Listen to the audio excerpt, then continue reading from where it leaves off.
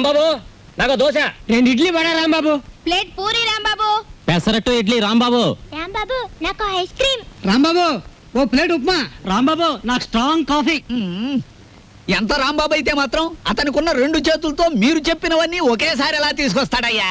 తెచ్చాను సార్.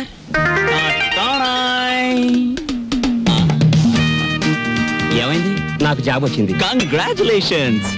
ఏంటి బాబాయ్ ఈ ఆర్థిక పరిస్థితుల్లో అల్లుడు స్కూటర్ కోసం కబుర్ చేశాడు Rambabu. Latest model scooter market లోకి రావడానికి 6 నెలలు పడుతుంది చెప్పండి, ఆ తర్వాత ఏం చేయాలో నేను చెప్తాను. అలాగే. ఏం రెడ్డి గారు, ఆవిడికి నా మీద అనుమానం ఎక్కువైపోతుంది రాంబాబు. మరి నిజమే కదా, ఆ క్లబ్ డాన్సర్ వదిలేసి తప్పైపోయింది క్షమించని మీ ఆవిడ కాళ్ళు పట్టుకోండి, అనుమానాన్ని తీరిపోతాయి. తినండి. ఏయ్ వాటర్. ఓకే. Hello sir. ఏంది అయ్యా రాంబాబు, జాదుగరి ఈ హోటల్లో ఉన్నదో నీ చేతుల్లో ఉన్నదో తెలియదు గాని ఈడికెళ్ళి పార్సిల్ తీసుకొస్తేనే ఈ స్కూల్కి పోతామని నా 3 ఫ్యామిలీస్ పోరగాళ్ళు అర్థాలు చేస్తుండ్రు. కానిస్టేబుల్ పంపించవా అంటే దీని తల్లి వాళ్లే సగం తిని బారి నూపుతారు.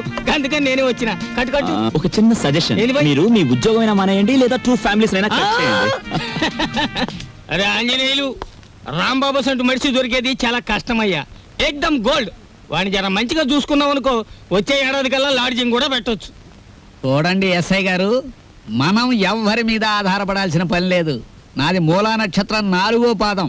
నేను మట్టి ముట్టుకుంటే బంగారం అవుతుంది, బంగారం ముట్టుకుంటే మట్టి అవుద్దా? అరే దమాక్ ఖరాబ్ అయిందా బాయ్? కండ్లబడని గ్రహాల మీద కాదు బాయ్ భరోసా పెట్టాల్సింది, తాకత్తున్న మనుషుల మీద. వాళ్ళని అలగ్ చేసుకోకూడదన్న దమాక్ నీకుండాలి. సరేది, దీని తల్లి బిల్ ఎంత అయింది? 18 రూపాయలు. 18 రూపాయలేనా? మిగతా 82 రూపాయలు 100 రూపాయలు నోట్ ఇస్తా. మహాప్రసాదం. ఇస్తానన్న మాట విని చాలా కాలం అయింది. వస్తా. ఆ నోట్ ఇవ్వలేదు. అరే పెళ్లి తారీఖు నాడు జీతం తీసుకోగానే తీసుకో బాయ్. నేను ఎవరిని? ఎస్ఐ దస్తగిరి గారు. నికాసైన నైజాం మనిషిని. నేను అడిగిపోతా. పోతే నే పోతా.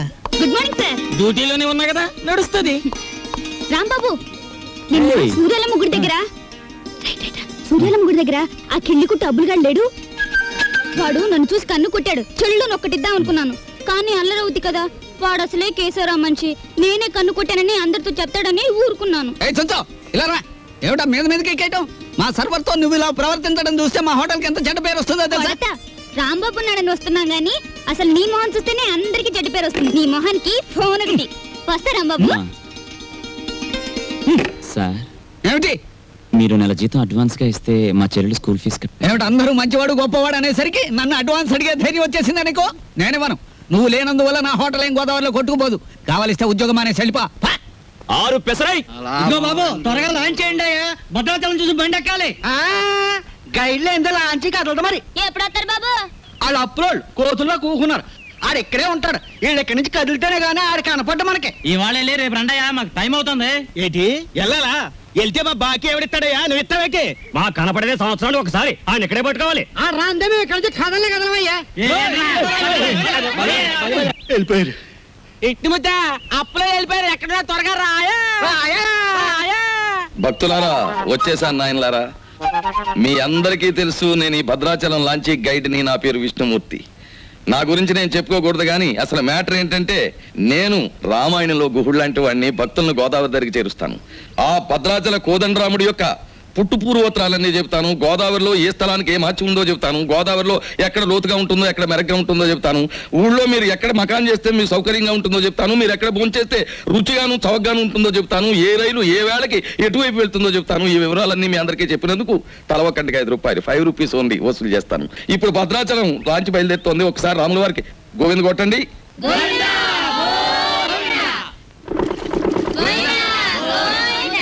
అసలు మ్యాటర్కి వస్తాను. శ్రీరాములు వారు చిత్రకూట పర్వతానికి వెళుతూ షార్ట్ కట్ అంటే బంగారు లేడి మ్యాటర్కి ముందన్నమాట. అదిగో అక్కడ మకాన్ చేశారు. అలా చూడండి. ఆ పక్కనే పెద్ద బండ కనిపిస్తోంది చూడండి. అక్కడ సీతమ్మ వారు చీరలు తుక్కున్నారు. అలా చూడండి.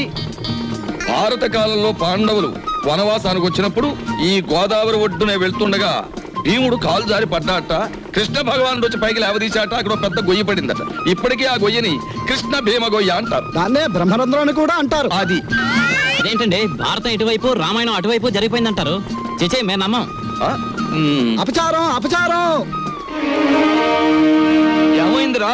మిషన్ మొత్తం చెడిపోయిందండి. కొంప మునిగింది. ఈయనేదో అప్రాచప్ మాట అన్నాడు. లాంచ్ ఆగిపోయింది. ఎదురా సుడిగుండాలున్నాయి. మొన్న నైజీరియా వాడ పులుసులో వంకాయలా బుడుక్కుమని ఇక్కడే మునిగిపోయింది.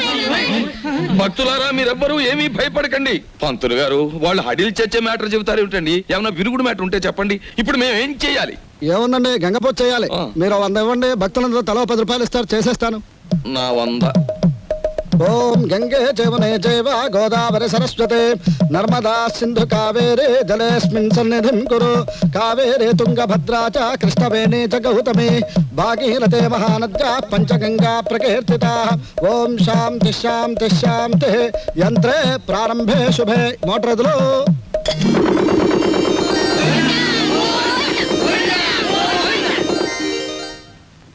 ఏమిటో ఆదాయం బొత్తిగా చిక్కిపోతోంది. వేదిలో చూసుకుందాం లేని పంతులు గారు. నువ్వు భక్తుల దగ్గర పాసెంజర్ల దగ్గర డబ్బులు తీసుకుంటున్నావు, కంప్లైంట్లు వస్తున్నాయి. కొంచెం నెమ్మదిగా మాట్లాడవా బాబు. ఎందుకు మాట్లాడవయ్యా? ఇది కేశవరావు గారు పాడిన రేవు. కంప్లైంట్లు వస్తున్నాయి. సరే మ్యాటర్ ఏంటి? కంప్లైంట్లు వస్తున్నాయి. ఇప్పుడు కంప్లైంట్లు రావట్లేదు. కంప్లైంట్లు వస్తున్నాయి. ఇప్పుడు కంప్లైంట్ రావట్లేదు. బాబాయ్ వస్తున్నా. పెసరట్లు అబ్బబ్బబ్బ కాలిపోతున్నాయి. రాంబాబు, సుఖం నేను నా జీవితంలో సంతోషంగా ఉండేది ఎప్పుడంటే అభిమానంతో నువ్వు ఇచ్చిన పెసరెట్లు ప్రశాంతంగా గోదావరి మధ్యకి వెళ్ళి తిన్నప్పుడు. గోదావరి మధ్యన బాబాయ్ ఇల్లుందిగా. అది కూడా ఒక ఇల్లేనా? అక్కడ మ్యాటర్ చూడు. తండ్రి వెంకన్న, కాకెత్తుకుపోయిన నేతిగిన్ని దొరికితే పక్కింటి పనికుర్రాడి గుండు కొట్టిస్తానన్నానా? దొరకలేదు. ఆవిడ మా అమ్మ. రోగానికి మొక్కులు, ఐశ్వర్యానికి ముడుపులు, పూజలు, నోములు మా అమ్మ కనిపెట్టిన ఖరీదైన ఫార్ములా. అబ్బో, వడ్డాణం కొంత పెద్దదే వచ్చింది. ఆవిడ నా శ్రీమతి, పేరు శీలవతి. బాగా డబ్బున్న వాళ్లకు ఉండవలసిన అన్ని కోరికలు ఉన్న మనిషి. తన మొగుడు లాంచీ రేవులో చాలీ చాలని జీతంతో చిన్న ఉద్యోగాన్ని, అది కూడా టెంపరరీ అనే సంగతి మర్చిపోతుంటుంది. ఇక్కడ బ్రాకి లంగాకి మ్యాచింగ్ కుదరట్లేదు, అస్సలు కుదరట్లేదు తెలుసా? అమ్మో, మా కాలంలో చీరకి జాకెట్కే మ్యాచింగ్ చూసుకునేవాళ్ళం. మీ కూతుని చూసారా? ఓసి నీ సిగ్గు బొగ్గులవ్వ. లంగాకి బాడీకి మ్యాచింగ్ ఏమిటే? రేపు పెళ్ళయ్యాక మ్యాచింగ్ కుదరలేదని మొగుడిని కూడా వదిలేస్తావా? సర్లే, హారతి తీసుకో, ద్వాదశ గడియలు వచ్చేస్తున్నాయి. మా చెల్లాయి విదేశీ ఫ్యాషన్స్, సినిమాలు, వారపత్రికలు అంటే చెవి కోసుకుంటుంది. కానీ వర్షం వస్తే మా నట్టిల్లు కురుస్తుంది అని ఎప్పుడూ గుర్తుకు తెచ్చుకోదు. హారతి తీసుకో. అమ్మమ్మా, ఆ అరుపులేమిట్రా? నీ అమ్మకడుపు మాడా, నీ గొంతు నొక్క. నొక్కుతావమ్మమ్మా, నొక్కుతావు. తరతరాలుగా యుగాలుగా మీలాంటి మూఢ భక్తులు నాలాంటి హేతువాదుల గొంతు నొక్కుతూనే ఉన్నారు. మతం మత్తుమంది అన్నారు. రోడ్డు మీద ఉండే మైలురాళ్లు, వంటింట్లో ఉండే రుబ్బురాళ్లు కూడా మీలాంటి అజ్ఞానుల వల్ల దేవుళ్ళైపోయాయి. మా మేనల్లుడు మా ఇంట్లోనే ఉంటాడు. ఎప్పుడూ ఏదో అరుస్తూ ఉంటాడు. దాన్నే విప్లవం అనుకోమంటాడు. ఈ గద్ద రెక్కల కింద దాని చెప్పు చేతలలో నడుస్తూ అణిగిమణిగి ఉంటుంది ఈ పరగణ. దీన్ని ఎదిరిస్తే అది వాళ్ళ అంతం. దానికి దాసోహం అంటేనే జీవితం. రాంబాబు ఉద్యోగం దొరక్క సర్వరైన, విష్ణుమూర్తి గతిలేక గైడ్ అయిన కారణం ఈ గద్దే. ఈ గద్ద పేరే దుగ్గిరాల కేశవరావు.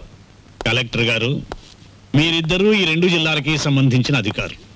అంతేకాదు, ఎంతో కాలంగా ఇక్కడి నుంచి ట్రాన్స్ఫర్ కాకుండా ఉన్న అధికారులు కూడా మీరే. అది ఎందుకో మీకు తెలుసు, నాకు తెలుసు. ఏమంటారు? అదేంటి సార్, మిమ్మల్ని కాదంటే ఈ గవర్నమెంటే పడిపోతుంది. ముఖ్యంగా ఇప్పుడు మిమ్మల్ని పిలిపించిన కారణం ఏమిటంటే, గవర్నమెంట్ రైతులకు ఇవ్వబోయే రుణాలు మా సెక్రటరీ ఒక లిస్ట్ ఇస్తాడు.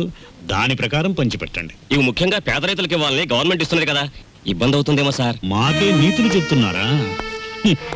దేశం మారిపోయిందన్నమాట. కానీ ఈ కేశవరావు మారలేడు, మారడు. గుర్తుంచుకోండి. అలాగే సార్, మీరు చెప్పినట్టు చేస్తాం. ఏదో డ్యూటీ ప్రకారం అన్నాం అంతే సార్.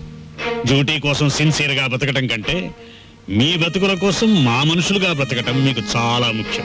అర్థమైందా? వెళ్ళండి. ఏదో భగవంతుడు దయ వల్ల మనం గొప్ప స్థితిలోనే ఉన్నాం. ఇంకా ఎందుకండి నేల మీద గింజలు నాలుగుతో అద్దుకున్నట్టు మీకు ఈ గొడవలు? చూడు, పేదవాణ్ణి ఇంకా పేదవాణ్ణి చేసినప్పుడే గొప్పవాడు గొప్పవాడుగా ఉంటాడు. వాడు పెరిగితే మనకాడు పట్టేదెవరు, మన మూటలు మూసేదెవరు? అప్పుడు వాళ్ళకి మనకి తేడా ఏమిటి?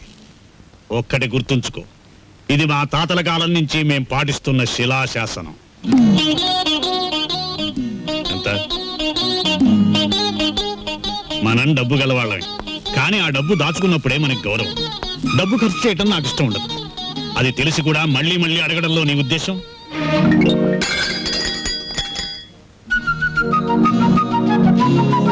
అలాగా నీ మొండితనం నా దగ్గర పనికిరాదు. డబ్బు ఖర్చు పెట్టడం నీకు సరదా కావచ్చు, కానీ దాని విలువ నాకు తెలుసు. నీకు పైసా కూడా ఇవ్వను. ఇదివరకు అనేక సార్లు చెప్పాను, ఇప్పుడు ఆఖరిసారిగా చెప్తున్నాను. నా కర్మకాలి మీ బిడ్డగా పుట్టాను. మామూలు మనిషిగా పుట్టుంటే నాకు ఈ ఖర్చులతో అవసరం లేదుగా. I want money. నువ్వు అరిచి గీ పెట్టినా సరే నా నిర్ణయం మారదు. ఎలా ఇవ్వరో చూస్తాను. ఇచ్చేదాకా అన్నం నీళ్లు మానేసి ఇక్కడ మార్చేస్తాను. అబ్బబ్బబ్బబ్బబ్బా. మీ తండ్రి కూతురు ఇద్దరి మధ్య చచ్చిపోతున్నానే బాబు. ఆయన లాంటి మొగుడు నీలాంటి కూతురు దొరుకుతుందనే కాబోలు మా పుట్టింటి వాళ్ళు పోతూ పోతూ నాకు కొంచెం డబ్బిచ్చిపోయారు. నేనిస్తానుగా. I love you mummy. జయమ్ము నిశ్చయమ్మురా, భయమ్ము లేదురా, జంకు బొంకు లేక ముందు సాగిపొమ్మురా,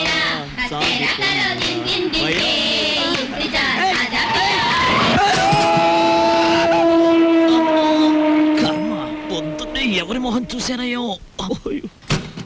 ఏయ్, నువ్వు మనిషివా దున్నపోతువా? రోడ్డు మీద సైకిల్ నడపడం ఇలాగేనా? బోలా గీలా కళ్ళు మూసుకుని కారుతో గుద్దేసి నన్నే దబాయిస్తావేంటి? అదృష్టవంతుడివి, బ్రతికావు. అసలు ఇలాంటి డొక్కు సైకిల్ తొక్కుతున్నందుకు నిన్ను బొక్కలు తోయించొచ్చు తెలుసా? ఇదిగో మాటలు జాగ్రత్తగా రాని. నాది డొక్కు సైకిల్, మొన్ననే ఓవరాలింగ్ చేయించా. 1940 మోడల్. ఇప్పుడు ఇండియాలో దొరకదు. పోనీలే వేళక, అతనితో మనకెందుకు? ఏయ్ ఆగు. ఊరికే పోనిస్తానా? నా సైకిల్ బెండ్ అయిపోయింది, బట్టలని పాడైపోయాయి. చూడు మోచే ఎంత కొట్టుకుపోయింది. ఏడోకు. ఇదిగో 500, పాతిక 50, 100 చాలు. ఇవిగో. ఏయ్, మళ్ళీ మాట్లాడితే వేగించు కొడుతుంది. తీసుకో. కొండ ముచ్చులు. ఏయ్, అలాకెవరనుకుంటున్నావు? ఎక్స్ మినిస్టర్ రావు బహదూర్ దుగ్గిరాల కేశవరావు గారు కూతురు. దుగ్గిరాల కేశవరావు, బొంగరాల అప్పారావు.